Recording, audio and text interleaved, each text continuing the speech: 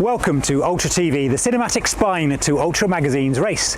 We're here today at the wonderful Youth Hostel Association in Ambleside, who have very kindly given us permission to film an interview with Anna Troup and her husband Richard. Anna has just completed a record-breaking south to north run up the Pennine Way, and we're really excited to hear all about it. Come and join us inside. Hey, Anna, Richard, hi. Hello. Hello. How are you both? Very good, thank you.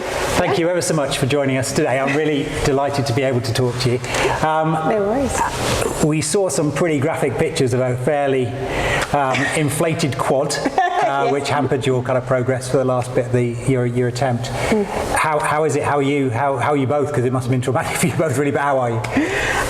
Tired still. Yeah, it's the lack of sleep. The first couple of days is fine, and then you start to go, oh, I'm really tired. I just now need to have a sit down. So, but yeah, so it's starting to improve. The leg is sore, but I think I've got a pulled muscle, and it's going to take some time, right. And then it'll be okay again. But the swelling is starting to go down. I've started to find a knee again. Good. Okay, there's one in there. Is there somewhere? There is a knee somewhere under there, and I'm sure it won't be terminal. So that's the key.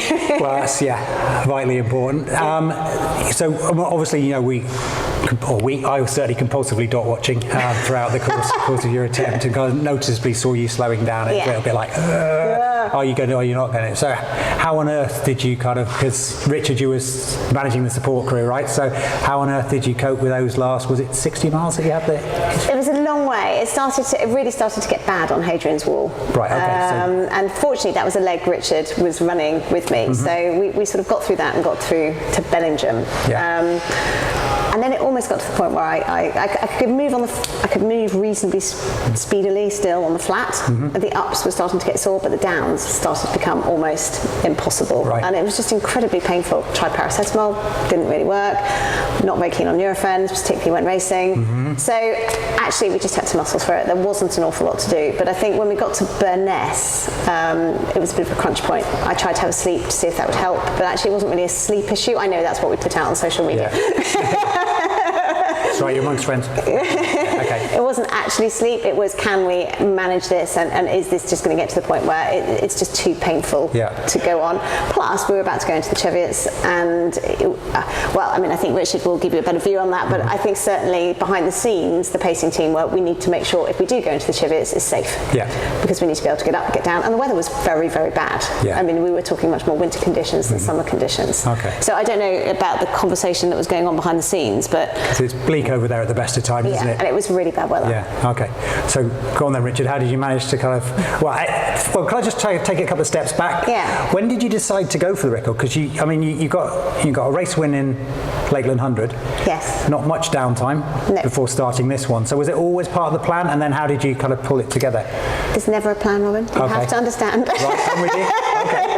There's never a clear plan. I think after I did the spine and it went well, and I knew how much time I had spent in aid stations there, just faffing about. Obviously Richard was ill, and I said to Richard, it'd be quite interesting to know, without that downtime, what sort of time I did anyway. And so Richard stripped it all out and went, roughly this. And that's where our schedule came from. Well, I took out all the stops, and I took out the points where Anna made navigational errors. So on Strava, if you look carefully, you'll see she went round in circles on the spine race a few times. So I took out those extra miles, recalculated everything, and she would have done about 74 hours without the stops. Now, and you then quickly start to think, well, if you don't have a pack, you're going to go a bit faster. Yes, you do have to stop at some point, but maybe we can cut out quite a lot of those stops. So actually, maybe an FKT is quite possible. Right. So that's when I think we very first started talking about it. We didn't think too seriously for a while, and then it was literally 2 or 3 weeks before, maybe 2 weeks before. We thought, right, let's do this. Okay. Anna emailed a few friends, and it was literally last minute. I spoke to Sharon Dyson, who supports on the spine, and I said to Sharon, would you be available to crew? And she said, well, I've got these days, because she does a lot of cycle stuff as well. And then we spoke to basically it's people I've picked up running with in long distance events. So a number of the people who were crewing were actually people I'd met in Lakeland 100, for example, or on the Spine. Right. So they were people I'd run with as opposed to knew incredibly well. So I just picked up the phone to a few and sent a few emails and said, do you fancy? And I got some really enthusiastic responses, and that made us go, okay, maybe. But then I started trying to herd cats, because you look at their diaries and you go, because we were going to start on the Monday, and it's like, oh no, can't do that, people's weekends. So we started on the Saturday, and then we couldn't find vans because of staycations. Of course. And then we couldn't find anywhere to stay in Edale, so we thought, okay, so we're going to have to start midday so we can stay at home. So all of these things were sort of part of trying to plan an FKT, which wasn't sort of planned a long time in advance. Right. And we knew it was a risk. We knew going so close to Lakeland was a risk. Something might not work. You know, maybe I wasn't fully recovered, but we thought, give it a go. Yeah. What's to lose? Okay. So when was it really thought about? About 2-3 weeks before it actually happened. I started thinking about it just before Lakeland, but I wanted to do Lakeland, check I wasn't injured, and then we went, okay, now let's do it. Right. Let's put it together. Fabulous. Okay. So not much planning. And lots of planning. So lots of planning, not much notice. I did a lot of spreadsheet work, working out precisely what time we could get to all of the 34 meeting points that we had in the spreadsheet, working out the whole thing. We had a very small support team. I think the likes of John Kelly and Damien Hall will have tens of people. We had 6 in total.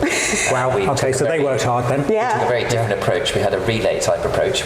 I split it into 2 teams. The first team did sort of the first half, and they had to relay it. They did 15 miles, had a rest for 30 miles, and they just took it in turns. So they did 3 sections of 15 miles each. Everybody Extreme hill repeats. That's right. But in between, they had to sleep in the van. They got almost no sleep whatsoever.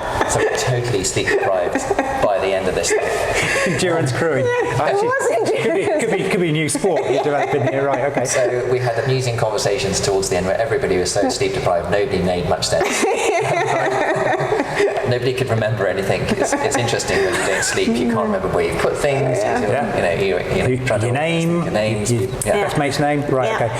It becomes a bit crazy. So following on from where we kind of started this thread, then. So you then had to deal with a lot of very, very tired people, an injured wife, and still a big chunk of the Pennine Way to go. So how did you manage to kind of crisis manage all of that? Well, as I said to Anna, it was pretty tiring and quite difficult. So I had to run about 70 miles myself and think about that and making sure I was up for that, as it were. And then, coordinating with some people, small things go wrong, and you have to sort of deal with that, and especially watching Anna. I guess any time you're watching a sport like this, you go through these amazing highs and lows, because she went off really well, got ahead of my schedule, thought great, and then she felt sick, couldn't eat, and I've seen this before. She then really slowed down, fell back in line with schedule, so there's a constant roller coaster going on, and then she got injured towards the end, and these various times you think, oh no, she's not going to make it, she is going to make it, she's not going to make it, she is going to make it. Fortunately you did. Fortunately I did, but what they did was, so from Burness there's this sort of little loop that's quite flat that takes you through forest before you actually go up onto the T.V'S. And so I was escorted around by, I would say, most of the pacing team, without me realising they were all assessing whether I was actually physically capable of doing it. And then I think I felt, it was going to hurt, but we could get on with it. And so we went up onto the T.V'S, and then they had a second plan where they managed to get the van up to a point, and 2 of them hiked in to meet us, which I didn't realise. I just thought they were coming in to meet us, but no, they were actually hiking in to make sure that if there was a problem, there was a number of them that then could get me out. They could evacuate out. Okay. So it was that sort of, there was proper fellcraft going on in terms of making sure that everything was safe. And then it was just pain, really. It just hurt. It was just pain. It just was a bit miserable. Right. And annoying, because you can't run. No. And that bit should be fast, and it was slow, but hey. So you broke the record with an injury. So congratulations on breaking the record first of all. Thank you. Which is absolutely incredible. How much quicker then do you think you could go, and are you going to try? So Sam's and I discussed this actually before I went. So we had a chat, and both of us felt that it could start with a 6. And I think when I look at where the times were, and if I hadn't been injured, we would have gone sub 70. I'm pretty confident that that was what was going to happen. Just even looking at my spine times, and that was with a pack. We'd have gone. So am I going to go again? I'd quite like to have another go next year. I would like to do it completely fresh, because when I did the spine I was completely fresh. We'd all had COVID, there'd been no racing, and then obviously I've had the spine, then Lakeland, and now this. So I think that probably, without you thinking about it, takes its toll. So I think, I would like to give it another go, because I think there's another chunk of running to be done. And generally I don't slow that much, and I really slowed, and that was definitely injury. Right. Okay. So Sabs did her record north to south. Her thinking being she wanted to get the Cheviots out of the way first, because she didn't want to do those when she was tired. You did south to north. So what was, what featured in your decision making for those? There was a number of bits in there. The first thing is we only know the Pennine Way from doing the spine, and that's south to north. And I've managed to get my nav pretty wrong on that. So I thought, well, at least I've done it once or twice. So at least that would be a good way to do it. The key thing was that Anna was at least half in charge of navigation herself. Because our support team, a number of them hadn't actually been on that route ever before. So Anna had to be responsible for navigation, and she knows it south to north. So this is Pennine Way the hard way. This is famous 5, go on to the Pennine Way. This is not. So the nav. So yes, we got bits of nav wrong even during the FKT, because the boys didn't know exactly where they were going. They'd never done it before. So I was vaguely in charge. So south to north helped. The other thing is I'm not a fantastic exposure descender, and cauldron snout is, there's only one bit that's a bit dodgy, and it's cauldron snout. I just didn't fancy that in the dark, in the wet, downhill. I thought, well, if I'm going to scramble, I'd rather scramble uphill. So that was the second part. The third part was Sharon's availability. She was going to be joining us on the Sunday, and she lives north, so she would be able to get to us quicker if she was only going to come, from run towards her. Exactly. So we were running towards her, and then it was accommodation and trying to sort all of that as well. And it was just, it was easier to stay at home the night before. So not exactly a scientific approach to route selection then? I don't honestly think that it's quicker one way or the other. I do agree that there is a risk that, as we saw, you get to Burness just before you go up onto the Cheviots, and you've got somebody who is either really struggling or partially injured, and you don't know whether it's the good idea to continue at that point. Whereas the last 27 miles, if you're going down towards Edel, there are so many places where you can escape. You've got support. There's road crossings. It's much less of a, people just keep going until they can't keep going. Whereas going north, you really have to make that choice at Burness. What are you going to do? So is some of it around playing to your strengths then? Obviously navigation, you knew where you were going, which is, let's face it, always a bonus. And then you know the terrain that you prefer. And I'm an uphill girl, and so I wasn't worried about the Cheviots at all. That just didn't figure as a worry. I was quite comfortable about doing those last. Well, ultimately it was the right choice, wasn't it? Because you've achieved what you wanted to achieve. And I think the other thing, we did look at prevailing winds, and I think, again, talking to Sab, she'd had a headwind for a chunk. Now, actually, given we got shocking weather, we got wind non-stop, and it probably was mostly crosshead. It didn't make much difference, but you should, in theory, get a prevailing wind if you go south to north. Going in your favour. In theory, but it didn't work out that way. It was more of a headwind. And of course that could change on an hour by hour, minute by minute basis anyway. So it's going to never work in your favour. Unpredictable. So I'm doing the spine in January. That's the plan at least. So we will see you there. You certainly you'll see me at the start line. I always say this when I talk to people who are significantly better than me. I say I'll probably see you at the start line, but that's probably about it. No, we go nice and steadily off the start. We'll see you for quite some time, I would imagine. All right, that'd be good. Keep each other company. So what advice would you give kind of a newbie spiner then who's just about to kind of get his kit on for the first time and go for 268 miles? I have no idea on the winter. It sounds like a very different beast to the summer. I think the one thing that we were not able to fathom when we looked at the summer spine was, why does everyone go off so fast? So I think our view in the summer spine was you go off very, very, very steadily, and then you just keep going at that pace. And it was the same for this FKT. We went off very, very, very steadily, and the plan was just keep the same sort of pacing. And I think that would be our plan on the winter spine. I just don't understand why people race it to hard roar, and then all, you have to have massive long stops and everyone. Implode. Yes, literally implode. So I think, taking it steady would be the key piece of advice. Knowing what you're going to do about sleeping is critical. Because when I did the summer spine, sleep deprivation towards the end became a real big factor. Whereas having to just lie down on the path sleeping, because I hadn't slept properly in aid stations. So I think you need to think about what you're going to do on sleeping. Which probably means how long are you going to be out there for? Probably a little bit longer than 3 days, I would have thought. I would have thought. Well, I think that really is going to make a massive difference. You're going to be out there and then work out where you're going to sleep. Well, you're talking to kind of one of the masters of slow and consistent, so that would work for that's great advice. So when somebody says, Christ, you're not moving very fast, I say, look, I spoke to Anna, she told me this. Consistence, right? My pace is slow, so that's going to work. And the sleeping thing, yes, as Richard said, because we again on the FKT got away with minimal sleep. But if we had to do 10 or 15 or 20 hours longer, and I remember when I got injured and I said, well, look, if we're going to have to finish this off and we're suddenly going to go into 80 hours or 85 hours, well, now we've got a sleep issue. Because that's quite different to just going for 70, 72. So, I think it is quite critical. And is there a consideration around cost benefit from a sleep point of view? So how much do you gain in terms of kind of physical recovery through sleeping than you lose in the time you're actually asleep for? So on the FKT, to try and reset my stomach, I took a 10-minute nap. Felt quite bad, threw one of the paces out of the van because we only had one at that point. Went, off you go. 10 minutes. But that 10 minutes was just an attempt to sort of reset the digestive system, and that really helped. I'm not sure whether it was the light as well coming through made a difference, but the speed really picked up post that, and so I think there is a benefit. Whether it was 20 minutes, half an hour, would there be? I don't think so. I think it was just that quick reset. So power napping. I think power napping, if you're not going to be out there for hours and days, and I think Dame Ellen MacArthur talks about that kind of micro sleep as being a really kind of essential part of her her around the world record-breaking sail. So just picking up on a little thing you said there. So you slept for what, 10 minutes in total? No, I think I was like, okay. I slept for about 40 minutes in total. Like that's much better. A 10, a 20. No, okay, a 10, a 15, and a. Because I don't think you really slept. No. But I shut my eyes. Sort of laid down for that period, but it takes a while. It just takes a few minutes to go to sleep. Of course, you're actually awake. So under 40 minutes probably. Wow. But I'm quite surprised, but that does seem to work. And pre-spine, we'd never tried any of this. So, and I really love sleeping, so it was quite a surprise that it works at all. So kind of a lot of learning to take in there if you try, if you were to try this again, or you were to try something similar again, around. But I think every single ultra you do, you learn something new, don't you? You very much do.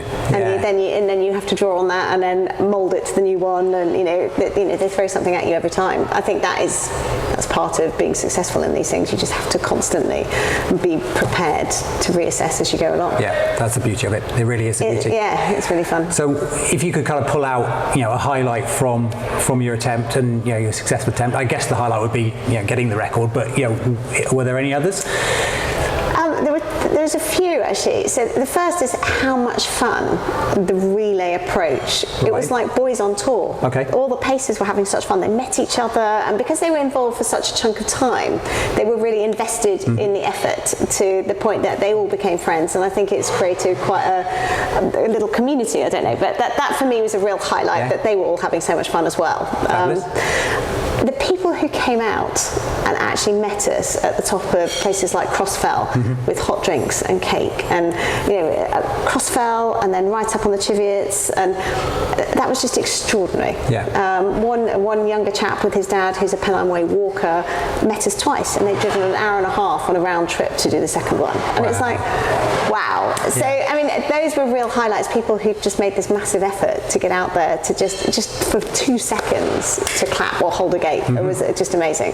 So for me, that was fantastic. I think the third highlight for me is, as a mum with teens, with a job, you are never, you're always busy, and suddenly you're surrounded with people going, oh no, I'll do that, I'll open the gate. Okay. That took ages to get used to, but it was actually really nice. So I felt incredibly looked after. So that was quite a highlight for me, because usually you're out there doing these things on your own, thinking for yourself, constantly being on top of it, and instead all of these people were trying to help me do that that thinking. So for me, that was great. Yeah.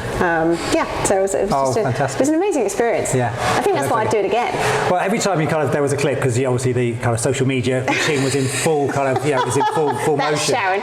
Yeah. Every time there was a clip, there was a smile on your face from ear to ear, and even when you were physically looking like you were struggling, the smile was still on your face. So, or was that a grimace? I don't know. But either way, you looked like you were having an absolute blast. You did. No, I was. I mean, there was only one. My really low moment was with you, right up. Just to get to Hut 2, you have to come down, and it's really, really steep. And by that point, I just couldn't go down, and I hadn't yet discovered sideways descending, and it was just incredibly painful. And that was just really a low moment. And once we sort of discovered the sideways descending, it was like, okay, we're good. I can do this. It's fine. That's the plan.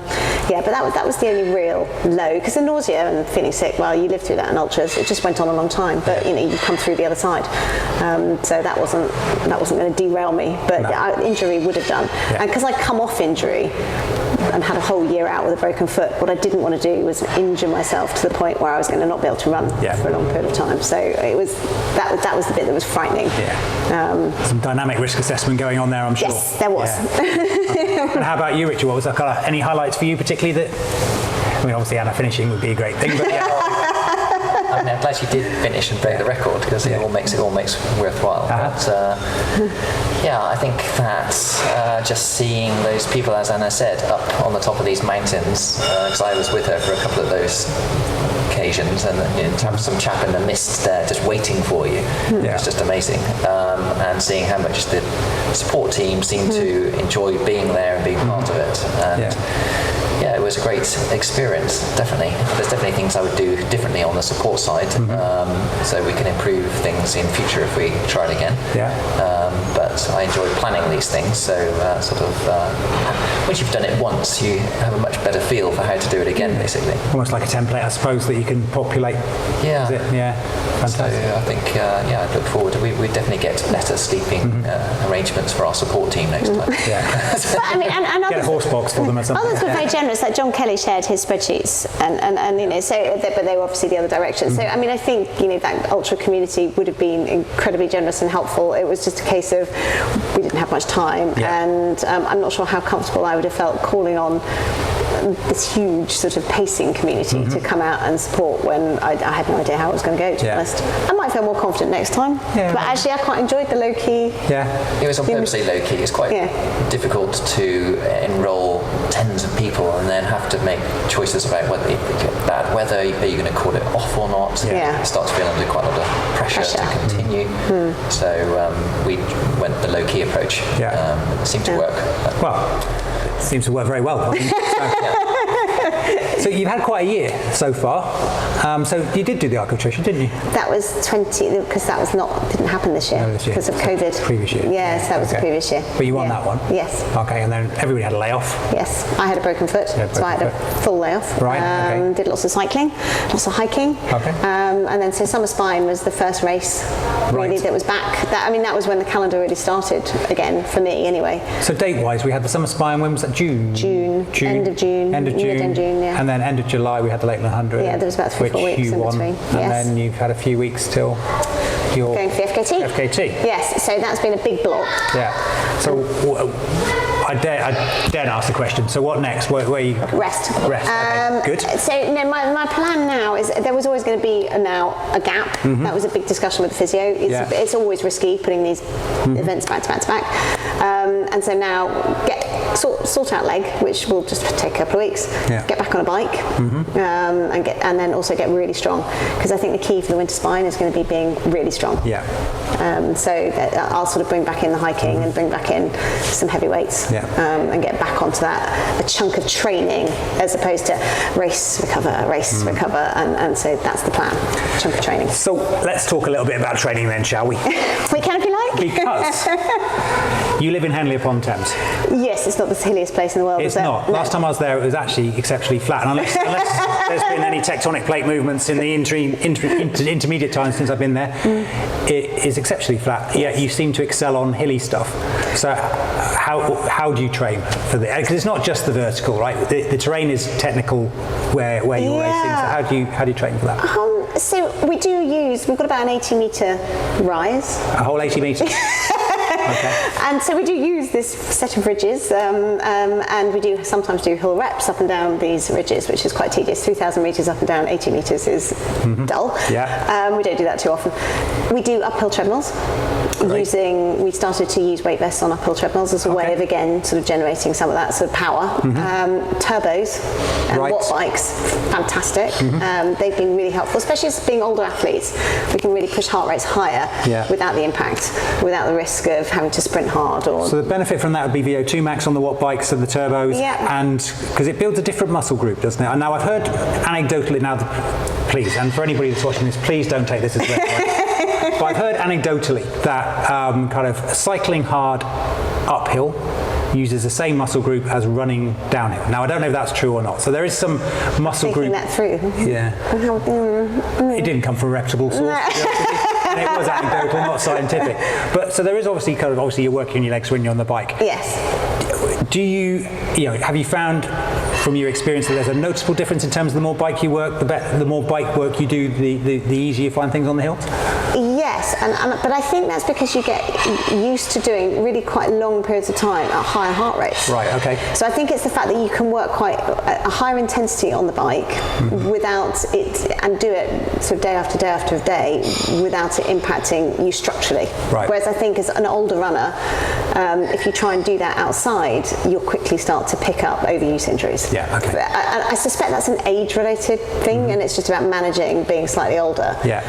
But I think the power that you, and the fitness, the pure fitness actually that you get from being on a bike, it makes a really big difference. Maintains the engine. I think it does. Yeah, I mean, certainly that's been our experience. And I thought, so when we were quite fascinated watching Jim Walmsley train for Western States, and of course he had to do an awful lot on a turbo and actually came out and was really, really strong and fit.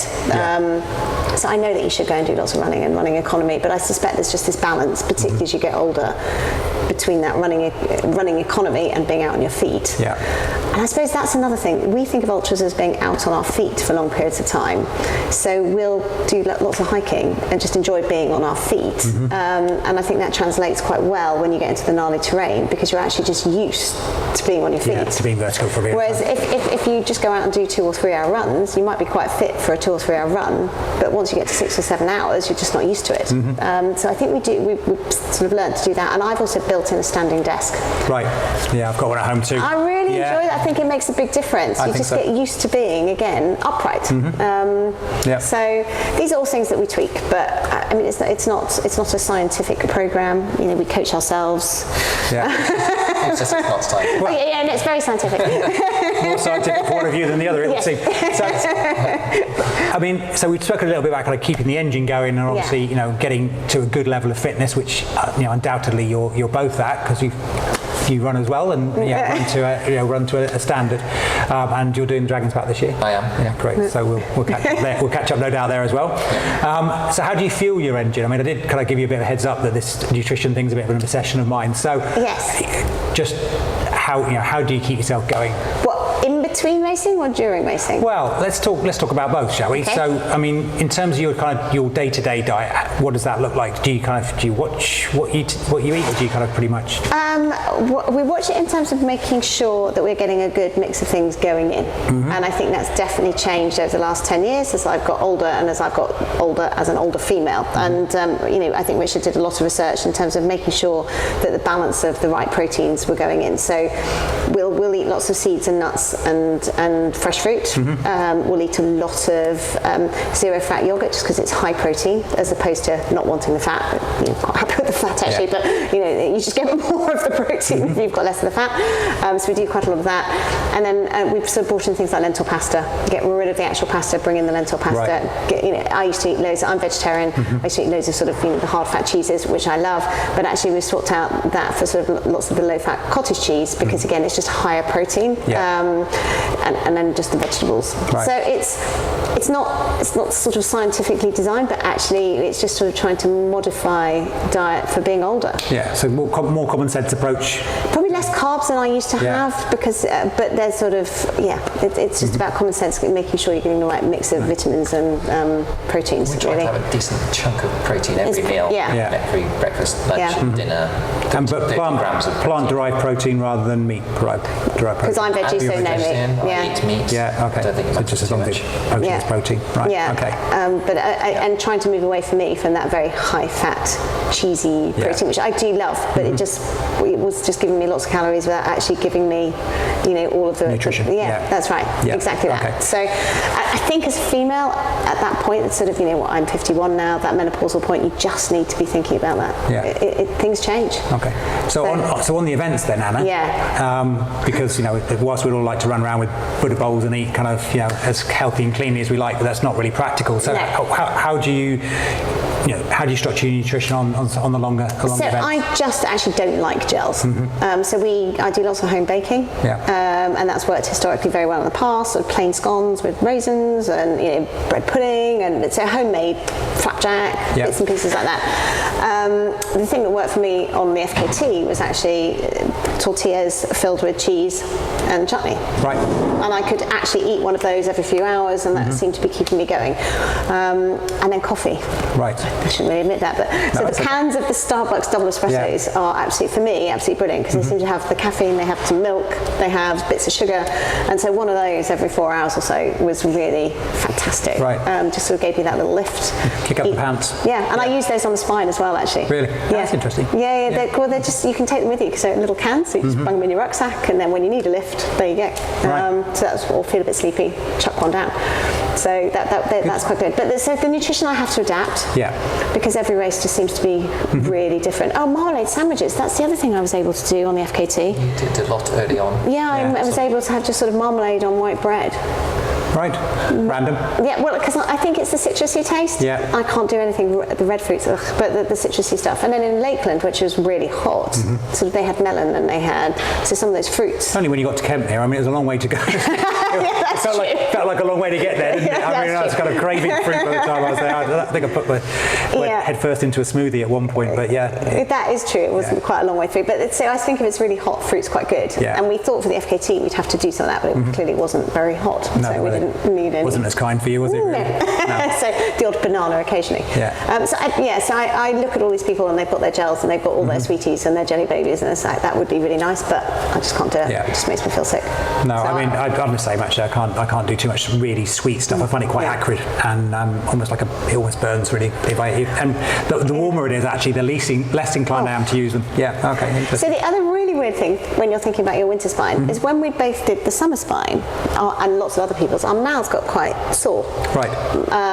Tongue's got little spots on, and afterwards I said, I wonder if we were just lacking some fundamental vitamins over a period of time, or what was going on. This time, because as Richard said, the van was there every 6-7 miles. Every time I saw the van, my go-to drink is hot water with lemon. That's just what I drink at home. It's like my comfort blanket. Yep. So they'd have this sort of lukewarm hot water and lemon juice, which I'd chuck down and then we carry on.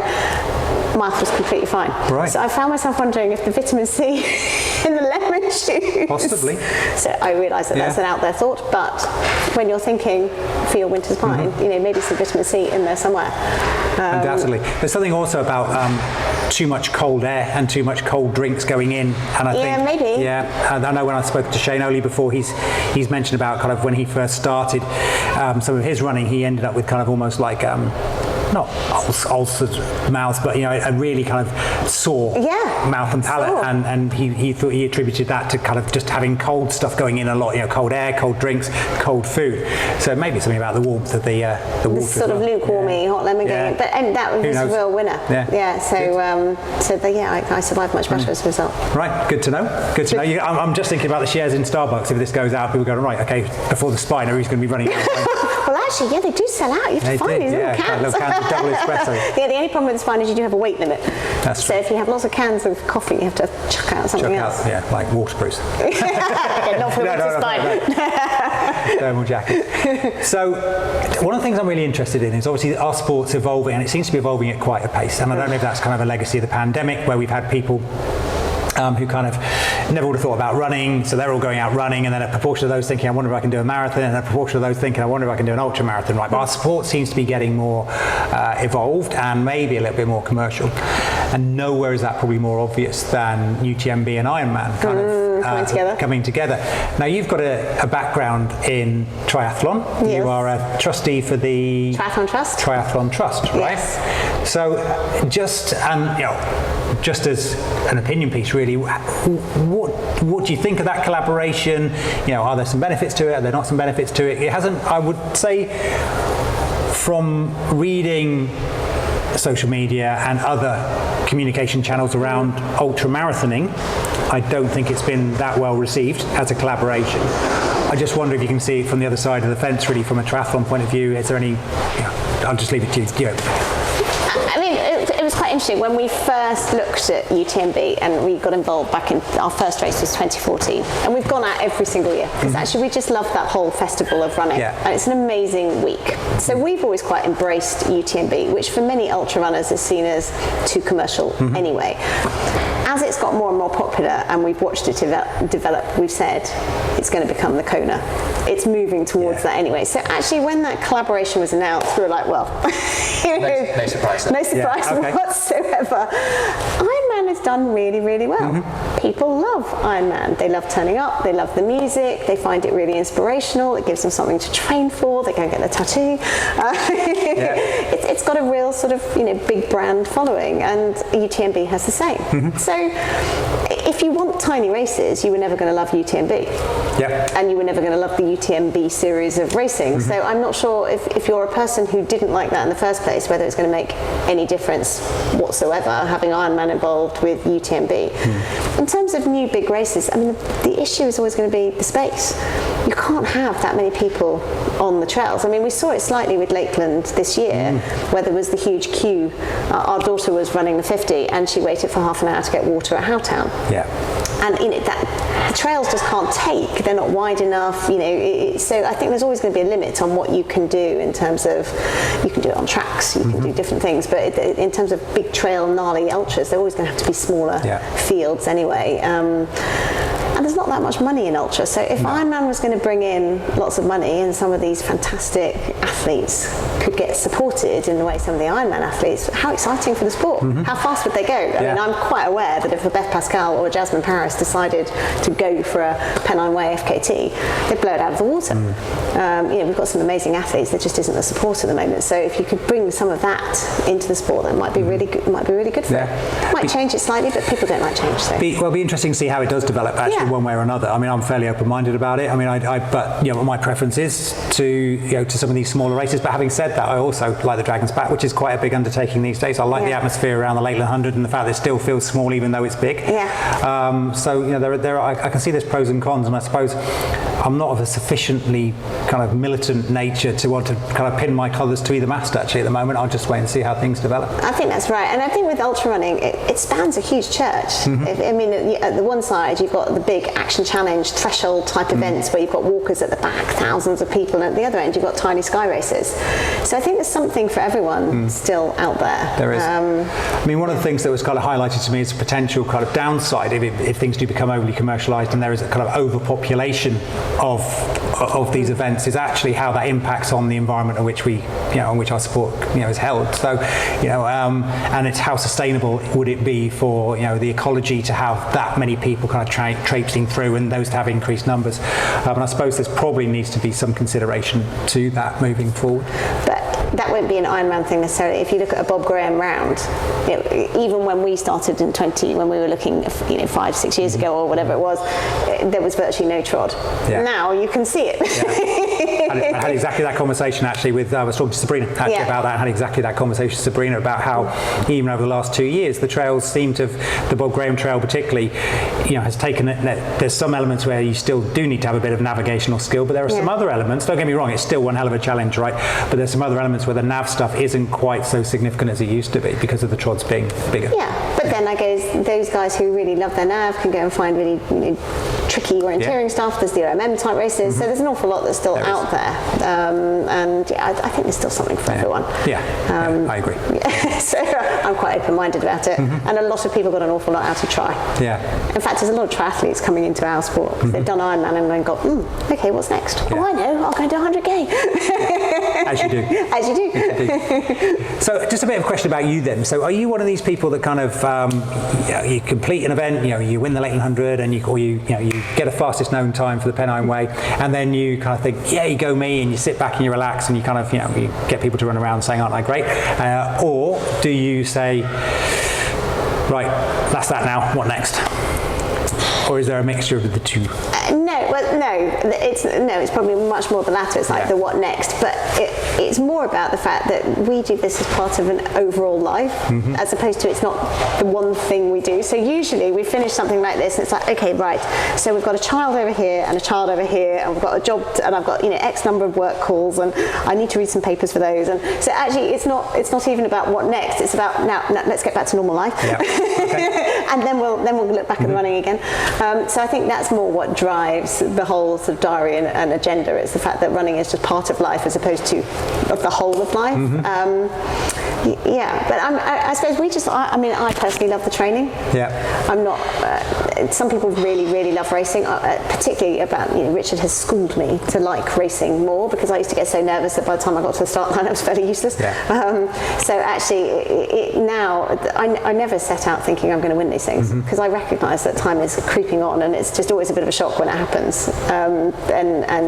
Lakeland 100 this year, I had literally said, okay, I just want to beat my time from last year. That was all. Right. And I want to start off slowly and not feel sick and do all those things. And I really thought I was miles behind. I didn't even know where I was. Because normally Richard's running with me and he's got the tracker and I can't do that and hold poles and do phones. And I had no idea where I was. Right. None, until I got to Dockwray and someone said, do you want to know where you are? And I was like, okay, you can tell me where I think I'm about 7th. And they were like, actually, no, you're 2nd. And she's 30 minutes up the road. I was like, oh, okay, right, 30 minutes. Right.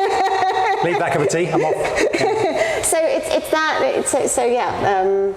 I don't really think about what's next, but we do think about what other event would we like to do. Yeah. Does that make? It does. Yeah. So I look at something like PTL and think I'd quite like to do that, and Richard goes, "You're absolutely not doing that. You hate exposure. You'd be completely useless." No, and I'm not taking it.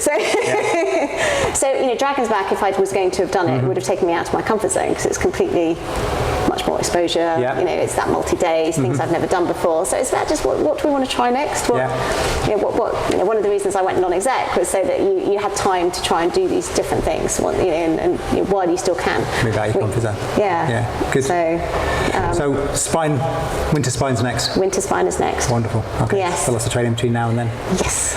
So hopefully that won't be the next time I see you. No. But if it is, all the very best of luck with that. Thank you. The next time I'm going to see you, Richard, though, I think will be in Wales, won't it? So it will be. Dragon's Back. Dragon's Back. So I'll see you in Conway. Yeah. And I'll look forward to catching up with you in a bit more, having a bit more of a conversation then. Yeah. Good chat. Great. Right, I think that's it from me, Anna. Richard, thank you ever so much for your time today. I'm really very grateful, and especially seeing as you're kind of in mid-recovery. For you to You're welcome. Give us a chunk of your time. I'm very grateful. Yeah, you're really welcome. No worries. Lovely to chat. Thank you. All right, so I hope you enjoyed this interview with Anna and Richard. If you have, please click on the like button, which should be down below. And don't forget to subscribe to Ultra Magazine, which is available at www.ultra-magazine.com. Anna, Richard, thank you again. You're really welcome. Cheers.